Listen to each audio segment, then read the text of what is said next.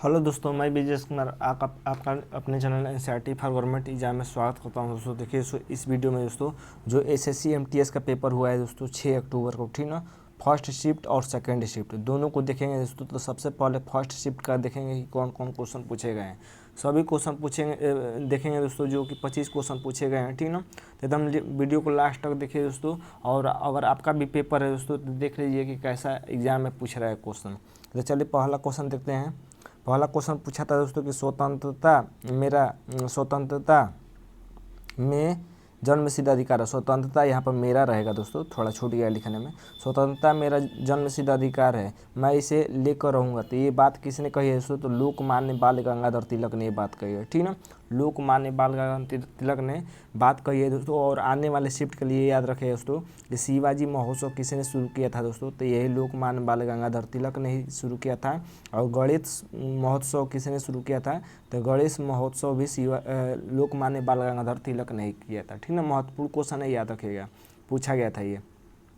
अगला क्वेश्चन पूछा है दोस्तों कि कौन सा स्मारक शाहजहां द्वारा नहीं बनाया गया था। देखिए दोस्तों 5 अक्टूबर को दोस्तों पूछा था कि ताजमहल किसने बनवाया था। तो शाहजहां ने बनाया था। और पूछा है दोस्तों कि शाहजहां ने कौन सा महल नहीं बनवाया है दोस्तों। तो ये पंच महल दोस्तों शाहजहां ने नहीं बनवाया है, ऑप्शन में था तो पंच महल नहीं बनवाया है, ठीक ना।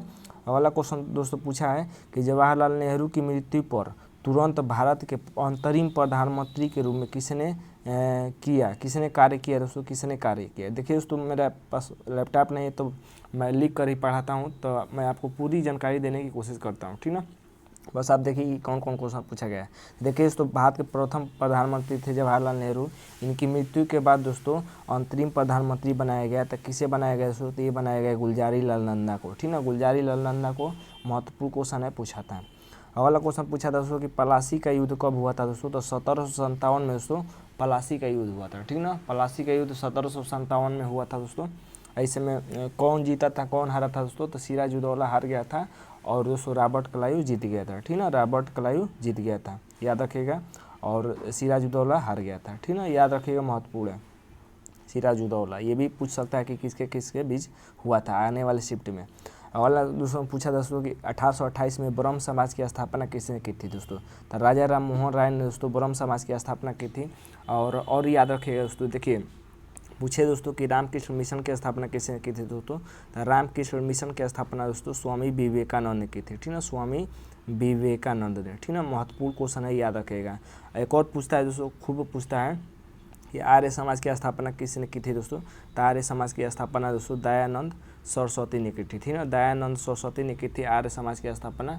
और ज्योतिबा राव फूले के बारे में याद रखिएगा दोस्तों कि गुलामगिरी पुस्तक किसकी है दोस्तों? गुलामगिरी पुस्तक, ये बहुत पूछता है, गुलामगिरी पुस्तक।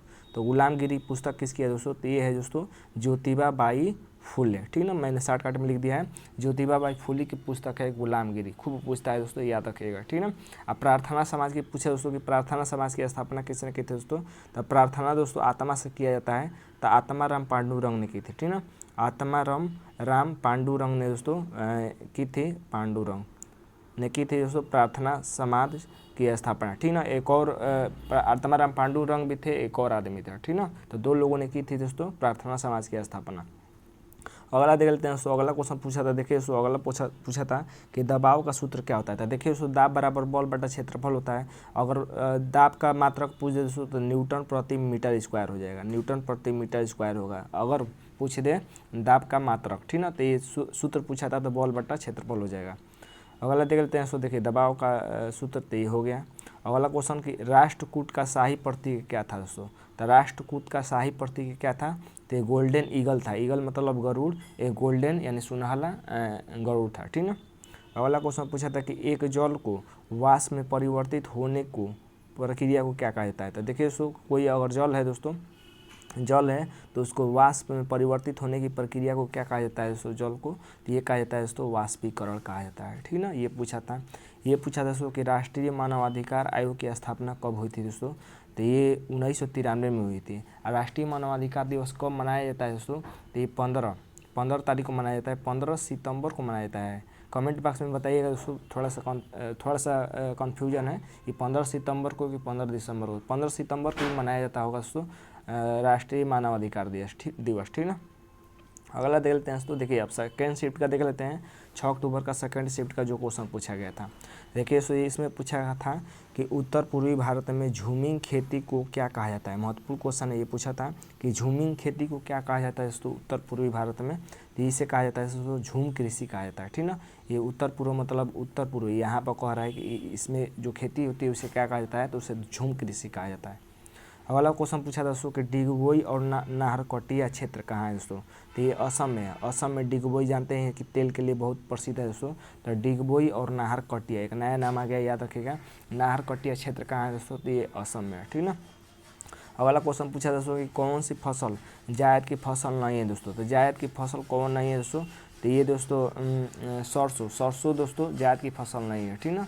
ऑप्शन में दिया था जायद की फसल में कौन कौन आता है दोस्तों, तो जो भी आते हैं दोस्तों, ककड़ी, खीरा, तरबूज, खरबूज, ये सभी दोस्तों जायद की फसल में आते हैं, ठीक ना। जायद की फसल कौन नहीं है, तो सरसों जायद की फसल नहीं है।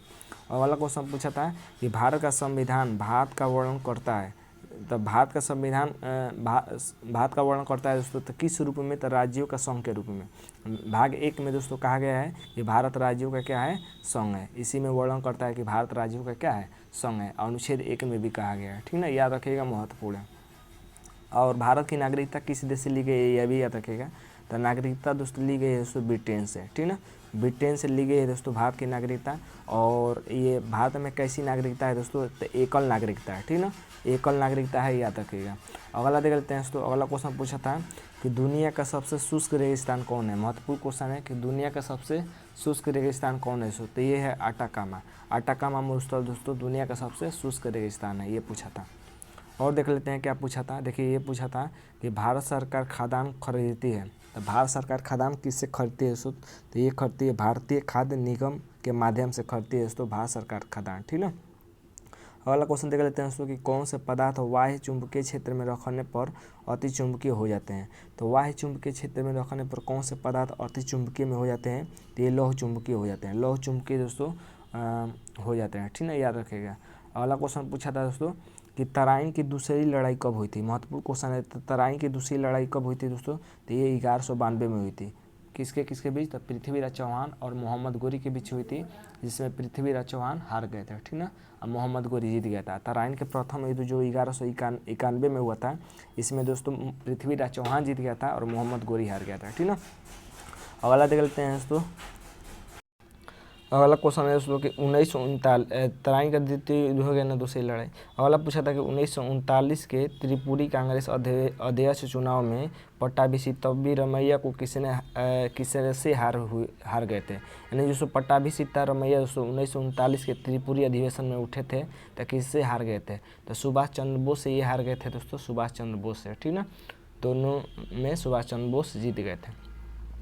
अगला पूछा था कि विशाखापट्टनम बंदरगाह किस राज्य में स्थित है दोस्तों, तो महत्वपूर्ण क्वेश्चन है। विशाखापट्टनम बंदरगाह दोस्तों ये आंध्र प्रदेश में, ठीक ना, आंध्र प्रदेश में ये पूछा था। अगला क्वेश्चन पूछा है कि the God of small things उपन्यास के लेखक कौन है दोस्तों, तो अरुंधति राय है दोस्तों, the God of small things के लेखक हैं।